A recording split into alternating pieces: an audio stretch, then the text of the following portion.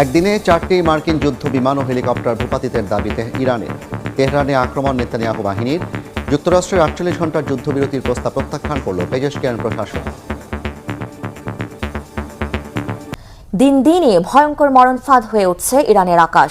F-35 ও F-15 যুদ্ধবিমান থেকে শুরু করে উদ্ধার কাজে ব্যবহার করা বিমান কোনোটিই রেহাই পাচ্ছে না ইরানের হামলা থেকে। একের পর এক বিধ্বস্ত হচ্ছে আমেরিকার বিমান। যুদ্ধ শুরুর পর এ পর্যন্ত 7টি মার্কিন বিমান বিধ্বস্ত হয়েছে। শনিবার নতুন করে কুয়েতে ভূখণ্ডে ইরানের হামলায় মার্কিন চিনুক হেলিকপ্টার ক্ষতিগ্রস্ত হয়েছে।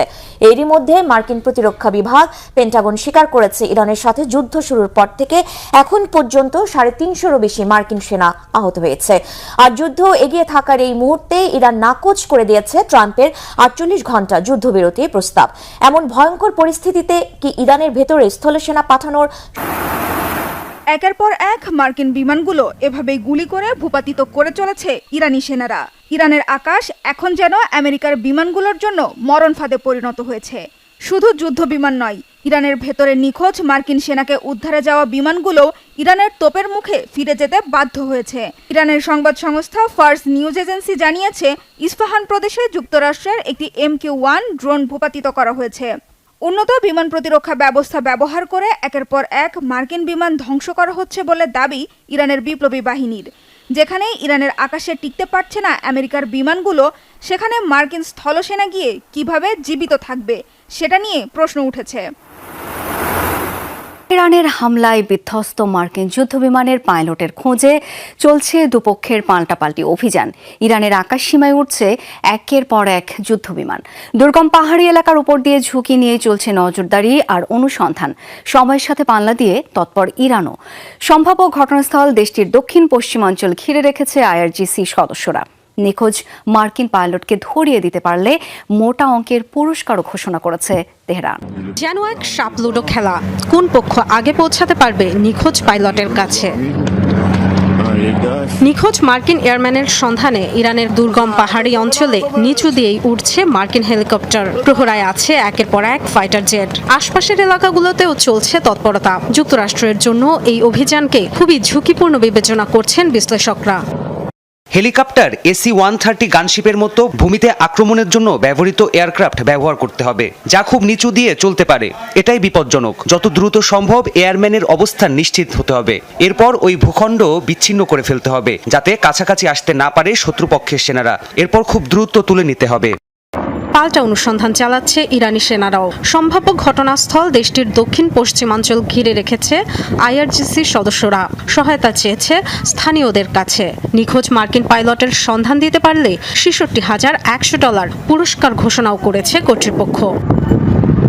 যুদ্ধের 1 মাস পেরিয়ে গেলেও এখনও ইরানের অর্ধেক মিসাইল লঞ্চার আর হাজার হাজার কামিকাজে ড্রোন এখনও অক্ষত। চমকে যাওয়ার মতো এমন দাবি করেছে খোদ আমেরিকার গোয়েন্দারা। তারা বলছে তেহরানের সামরিক শক্তি প্রায় ধ্বংস।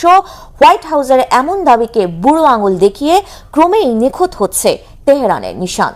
মার্কিন গোয়েন্দাদের দাবি, ইরানের কয়েক দশকের দীর্ঘ প্রস্তুতি আর মাটির গভীরে ছড়িয়ে থাকা টানেল নেটওয়ার্ক নস্যাৎ করে দিচ্ছে মার্কিন রণকৌশল। তাই 2 সপ্তাহে যুদ্ধ শেষ করার যে আলটিমেটাম ট্রাম্প দিয়েছেন, তা কি সম্ভব হবে? হাফিজুল ইসলামের ডেস্ক রিপোর্টে বিস্তারিত। আমেরিকা ও ইসরায়েলের ব্যাপক বোমাবর্ষণের পরেও এখনও অক্ষত রয়েছে ইরানের অর্ধেক মিসাইল লঞ্চার এবং হাজার হাজার কামিকাজি ড্রোন। গত কয়েক দশক ধরে মাটির নিচে তৈরি সুড়ঙ্গ পথ এবং পাহাড়ের গভীরে লুকিয়ে রাখার কারণেই এসব সমরাস্ত্র ভাণ্ডার খুঁজে পাচ্ছে না আমেরিকার অত্যাধুনিক যুদ্ধবিমান। মার্কিন গোয়েন্দাদের সাম্প্রতিক এক রিপোর্টে বেরিয়ে এসেছে এসব চাঞ্চল্যকর তথ্য। সংশ্লিষ্ট 3টি গোপন সূত্রের বরাত দিয়ে এমন পরিস্থিতির কথা জানিয়েছে প্রভাবশালী সংবাদ মাধ্যম CNN। প্রকাশিত প্রতিবেদনে দাবি করা হয়, 1 মাসের বেশি সময় ধরে যুদ্ধ চললেও এখনও ফুরায়নি ইরানের সামরিক শক্তি। তেহরানকে প্রথমে যতটা দুর্বল ভেবেছিলেন প্রেসিডেন্ট ট্রাম্প, মাঠের বাস্তবতা পুরোপুরি ভিন্ন। আর এই ভুল হিসাব নিকাশের খেসারতি এখন দিচ্ছে মার্কিন ও ইসরায়েলি বাহিনী। ইরানের প্রতিরোধে কিভাবে একই দিনে যুক্তরাষ্ট্রের 2টি ফাইটার জেট বিধ্বস্ত এবং 2টি হেলিকপ্টার ক্ষতিগ্রস্ত হলো তা নিয়ে চলছে তোলপাড়। বিমান হামলা চালানোর সময় ইরানি আকাশ প্রতিরক্ষা ব্যবস্থার আঘাতে বিধ্বস্ত হয় F-15E ফাইটার জেট। পরে সেটির খোঁজে তল্লাশি অভিযান চালানোর সময় ভূপাতিত হয় A-10 ওয়ারথগ মডেলের আরও একটি যুদ্ধবিমান। উদ্ধার অভিযানে অংশ নেয় 2টি ব্ল্যাক হক হেলিকপ্টারও ক্ষতিগ্রস্ত হয়েছে ইরানি আকাশ প্রতিরক্ষার আঘাতে। সামাজিক যোগাযোগ মাধ্যমে ছড়িয়ে পড়েছে ভিডিও। দাবি করা হচ্ছে ইরানি আকাশ প্রতিরক্ষা ব্যবস্থা ব্যবহার করে মার্কিন A-10 যুদ্ধবিমান ধ্বংসের দৃশ্য এটি। যদিও আন্তর্জাতিক কোনো গণমাধ্যম এই বিষয়ে স্পষ্ট করে কোনো কিছুই জানায়নি। অন্যান্য দিনের মতো ইরানের বিভিন্ন শহরে হামলার জন্য অভিযান শুরু করে মার্কিন F-35E ফাইটার জেট। ইরানের আকাশসীমায় পৌঁছানোর কিছু সময় পরেই যুদ্ধ বিমানটিকে আঘাত করে ইরানের আকাশ প্রতিরক্ষা ব্যবস্থা। এক পর্যায়ে ভূপাতিত হয় ফাইটার জেটটি।